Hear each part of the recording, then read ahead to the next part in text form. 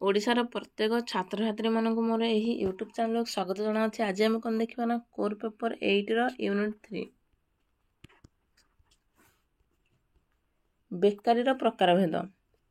କାରଣ ଓ କାରକ ଦୃଷ୍ଟିରୁ ବେକାରୀର ବର୍ଗୀକରଣ କରାଯାଇଥାଏ। କାରଣ ଅନୁସାରେ ବେକାରୀର ପ୍ରକାରଭେଦ ଅଛି କ'ଣ କ'ଣ ନା ଦେଖିବା।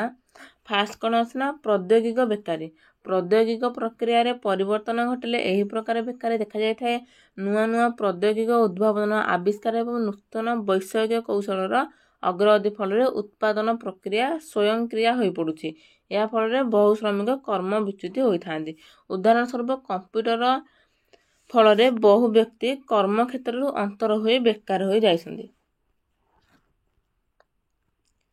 ତାପରେ କ'ଣ ଅଛି ନା ଚକ୍ରୀୟ ବେକାରୀ। ଏହି ପ୍ରକାର ବେକାରୀ ସାଧାରଣତଃ ବାଣିଜ୍ୟ ଚକ୍ର ଦ୍ୱାରା ସୃଷ୍ଟି ହୋଇଥାଏ।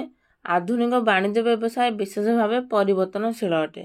ବେଳେବେଳେ ବ୍ୟବସାୟରେ ସମୃଦ୍ଧି ଦେଖାଯାଉଥିବା ବେଳେ ଅନ୍ୟ ସମୟରେ କ'ଣ ମାନ୍ଦା ଅବସ୍ଥା ଉପୁଜିଥାଏ। ଏହି ସମୟରେ ବ୍ୟବସାୟ କାର୍ଯ୍ୟ ଧିମେଇ ଯାଇଥାଏ ଏବଂ ଅଧିକାଂଶ ଲୋକ କର୍ମରୁ ଅନ୍ତର ହୋଇଥାନ୍ତି, ଯାହାଦ୍ୱାରା କ'ଣ ବେକାରୀ ସୃଷ୍ଟି ହୋଇଥାଏ। ତାପରେ କ'ଣ ଅଛି ନା ଋତୁକାଳୀନ ବେକାରୀ।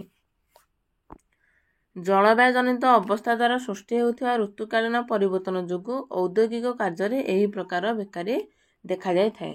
ଯେତେବେଳେ ଶିଳ୍ପରେ ଶ୍ରମିକମାନେ ଏକ ଋତୁରେ ବା ନିର୍ଦ୍ଦିଷ୍ଟ ସମୟରେ କାର୍ଯ୍ୟ ପାଇଥାନ୍ତି, ଯଥା ଉଦାହରଣ ସ୍ୱରୂପ କ'ଣ ନା ପଶମ ଓ ଚିନି କଳ କ୍ଷେତ୍ରରେ ଏହି ପ୍ରକାର ଅବସ୍ଥା ଦେଖାଥାଏ। ଗ୍ରାମାଞ୍ଚଳରେ ଲୋକେ କୃଷି ଉପରେ ନିର୍ଭର କରିଥାନ୍ତି, ମାତ୍ର କୃଷି ବିଶେଷତଃ ମୌସୁମୀ ଜଳବାୟୁ ଉପରେ ନିର୍ଭର କରିଥାଏ। ତେଣୁ ଗ୍ରାମ୍ୟ ଲୋକମାନେ ବର୍ଷରେ କେବଳ 6 ମାସ କାର୍ଯ୍ୟ ପାଉଥିବା ବେଳେ ଅର୍ଥାତ୍ କାମ ପାଇଥାନ୍ତି, ମାତ୍ର ଆଉ 6 ମାସ କ'ଣ ବେକାର ହୋଇ ବସିଥାନ୍ତି। ତାପରେ କ'ଣ ଅଛି ନା ସଂଘର୍ଷାତ୍ମକ ବେକାରୀ। ଏହି ପ୍ରକାର ବେକାରୀ ଔଦ୍ୟୋଗିକ ସରଞ୍ଚନାରେ ପରିବର୍ତ୍ତନ ଯୋଗୁଁ ସୃଷ୍ଟି ହୋଇଥାଏ। ଆଧୁନିକ ବ୍ୟବସାୟ ବିଶେଷ ଭାବେ ପରିବର୍ତ୍ତନଶୀଳ ଅଟେ। ଗୋଟିଏ ଉତ୍ପନ୍ନ ଦ୍ରବ୍ୟ ଠାରୁ ଅନ୍ୟ ଏକ ଉତ୍ପନ୍ନ ଦ୍ରବ୍ୟକୁ ଚାହିଦା ପରିବର୍ତ୍ତନ ହୋଇଥାଏ, ଫଳରେ ଚାକିରିରୁ କେତେକ ଲୋକ ବିଚ୍ୟୁତ ହୋଇଥାନ୍ତି, ଯାହାଦ୍ୱାରା କ'ଣ ବେକାରୀ ସୃଷ୍ଟି ହୋଇଥାଏ।